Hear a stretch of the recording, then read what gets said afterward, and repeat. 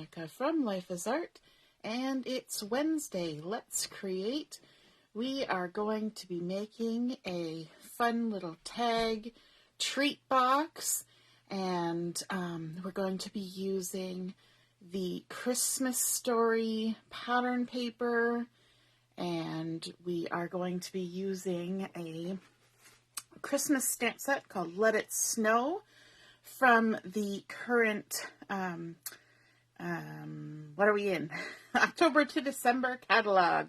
Sorry, my brain is going about 100 miles a minute. I had one daughter who's at a birthday party, and then my son has to go to a cadet thing, and then I have to pick up my daughter from the birthday party and take her to the cadet thing, and she's going to be late, and then, so I figured I'd better get this done while I have a moment. So this is not our regular time to be doing our Wednesday night. I apologize for that, because some of you are going to pop on at 7 o'clock hoping to watch live, and you're going to have missed it. And I didn't get on here earlier to let everybody know that we were going to be earlier.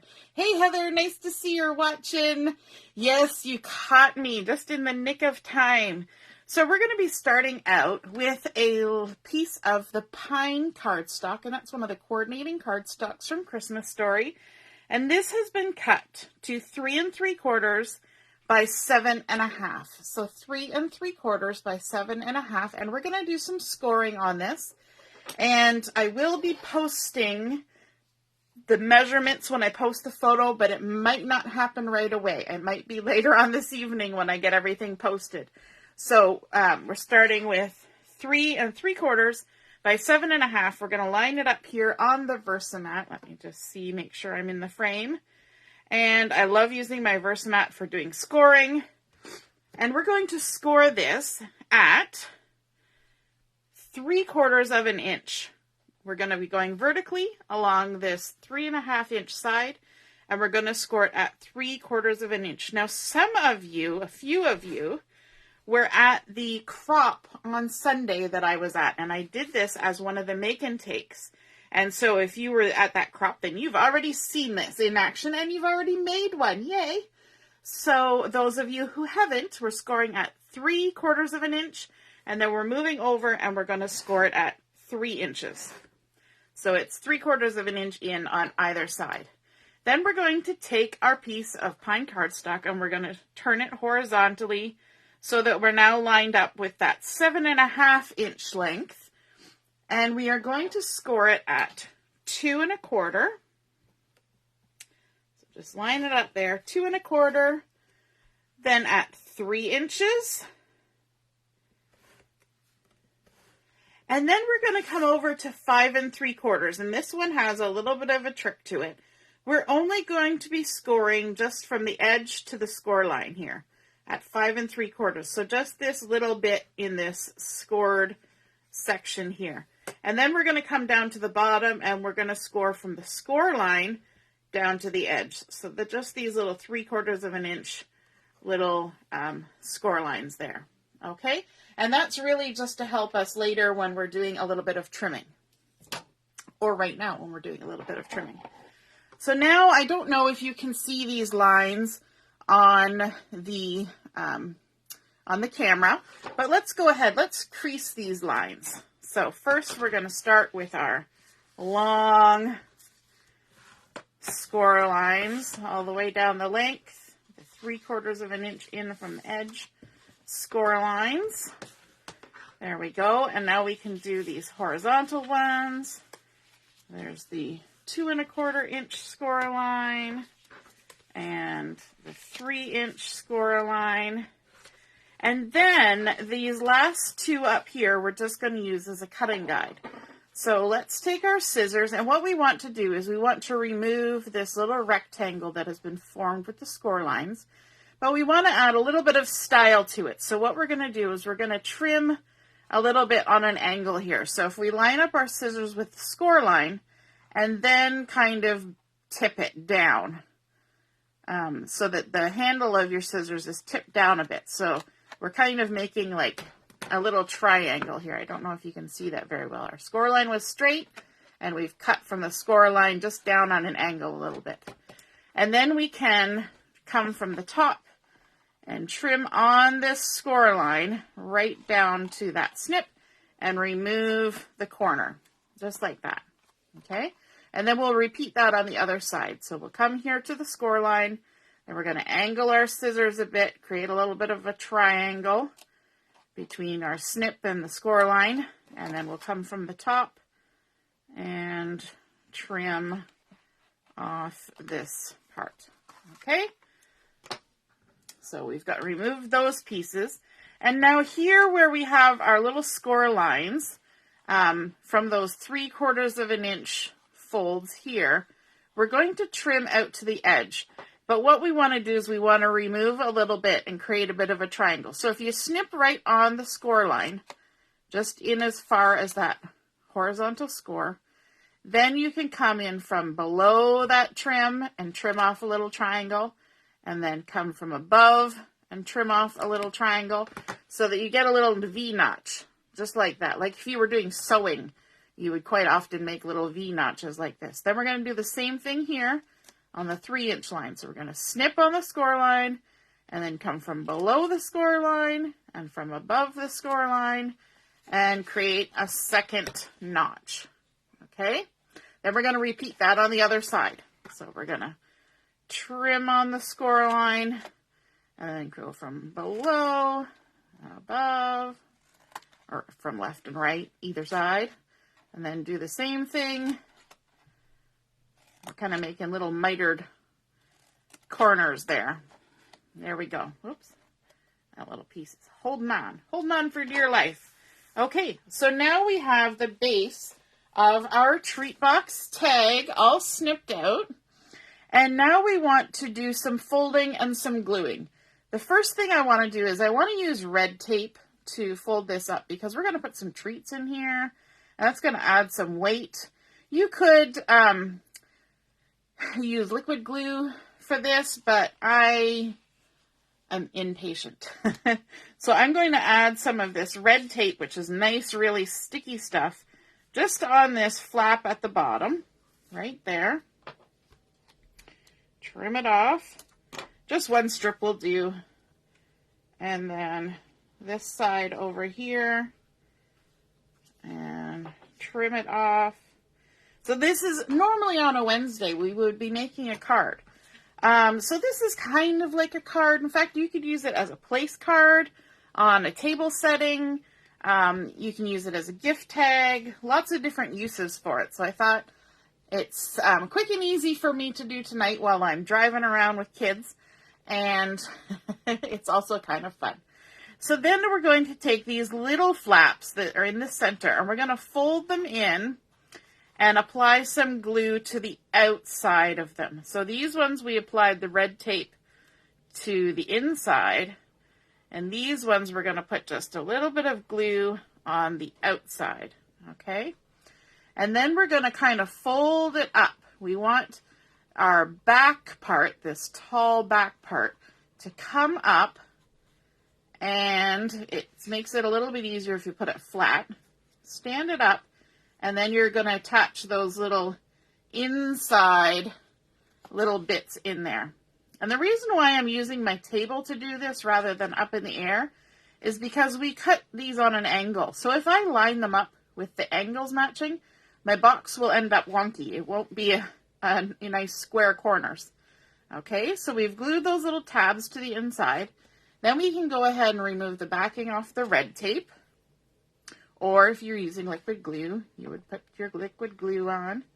And what these two little flaps are going to do is these two little flaps are going to come up and they're going to give the back part here a hug. So we're going to bring this up and we're going to wrap it around and fold it in on the left and the right. And I'm going to do it from a standing position here with our little box to make sure that it gets nice and square, because that red tape is good and strong. So once it's on there, it's on there. And then you can give it a little pressure on either side. And that should make it be nice and square and look kind of cute, just like that. Now let's bring in a piece of pattern paper. And we've got this fun one. This is actually from the bulk paper pack, so it's got two patterns back to back that aren't back to back in the paper pack, the regular paper pack, but these patterns are both in the paper pack. So we've got this one, it's got the lovely red dots all over it, kind of looks like a snowy night. And so we're going to take this, oh, I should give you the measurement, 2 inches by 4 1/4. And we're going to remove the backing. I can hear my son getting ready to go to cadet, so we won't be long. And we're going to lay this down in here, giving a nice little green edge all the way around. You can use your bone folder to make sure that's all stuck down. And then we want to bring in a nice little round circle that I've cut out using my circle die. And I have that stamp set, the Let It Snow stamp set. And I've got the sentiment that says, "'Tis the season to be jolly." I'm going to use my candy apple red ink and just ink up this stamp. I'm pretty sure this color here is scarlet, but the candy apple is also in the collection. And I think it just looks a little more bright and cheerful on the front, part of our "'Tis the Season." So let's get that stuck on there, and we're going to use a little bit of foam tape to do that, just to give it a little bit of oomph, a little lift. So just a couple little pieces all the way around. I think this was the medium circle, so it's a 2-inch circle that I've cut for this sentiment. And this stamp set, the "'Tis the Season" one, coordinates with the new smaller circle shaker cards that we have. The new small circle shaker die cuts and things. And it's really cute. So then we're also going to do a little bit more stamping from that same stamp set. We're going to bring in our pine ink. And we're going to stamp up this little scene that has little house and trees, just to add a little bit more detail onto our treat box / tag that we're creating. And for this one, I want to do some fussy cutting because there's always got to be fussy cutting, right? It's just kind of a given. You're doing a craft with Monica. There's gonna be fussy cutting. And we'll just kind of wiggle our way up the trees and around, leaving a nice little halo, pivoting our paper, trimming all the way around. If you get too much excess, you just snip off to the edge and keep on trimming like so, all the way around. I like fussy cutting. I don't know if I've ever mentioned that before. You know I have, about a bajillion times. That seems to be my word for the day. I think I've said about a bajillion times today. So there we go. Now we're just going to take a little hole punch, and we're going to punch a hole at the top. We're almost done. There we go. Punch a little hole. And then we're going to glue this cute little scene on here. If the glue wants to come out. I only used it a half a second ago. Huh. It doesn't want to come out. Let's grab something else. Let's put some double-sided tape on there. That'll work too. There we go. Must have got a little glob of glue stuck in the end. I will sort that out later. All right, so we'll just attach this on here and kind of tuck it down like that. And then we've got some ribbons, and these I just picked up at, I think, the dollar store. We cut about a 6-inch ribbon. We're going to tuck this through here like this and tuck this in like so. Tighten it up a bit, and then I'm going to do the technique that I always forget to do, but I love the look of it.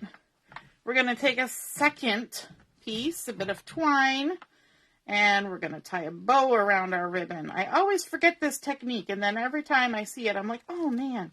And somebody used it during the last crop, and I was like, oh, gotta remember to do that. It just looks so lovely. And I always forget, and I always find when you're tying bows, it's kind of one of those trial and error things. I do know that there is like the foolproof way of doing it. But what I always do is I always get it to this point, and then I just fiddle with it before I squeeze it, before I tighten it up. So as long as you fiddle with it for a minute, you can usually get everything to go the direction you want. And the size and shape that you want, hopefully. There we go. Look at that. And then, of course, this is for treats. So we've got a couple little boxes. This is sized perfectly to fit a couple little boxes of Smarties down in here. But if you have a different kind of treat that you want to tuck in here, you can just adjust the sizes to suit your treat, whatever you want to tuck in there. You could put a couple little Kit Kat bars or anything, and you can make it a little shallower. But I think that's really cute. And then, of course, on the back, you could write a little tag on there. If you wanted to use this as a table setting, you could, instead of putting the scene, you could put somebody's name, or you could swap this out. But I think that's just really cute. It would look really cute on your, as a place setting. It would look cute to go with a gift. You could even tuck a little gift card in there, anything that you want. But I thought it was just a really cute design, a little gift treat box tag. So, although it's not a traditional card, hello, Kimberly, that's what we were creating this evening. So, when I get on later on, it'll be a little while because I got to run around with the kids, get them places, but I will be posting, and I'll be sure to put all the measurements and the score measurements as well. All right, toodaloo, have a great night. See you soon. Bye.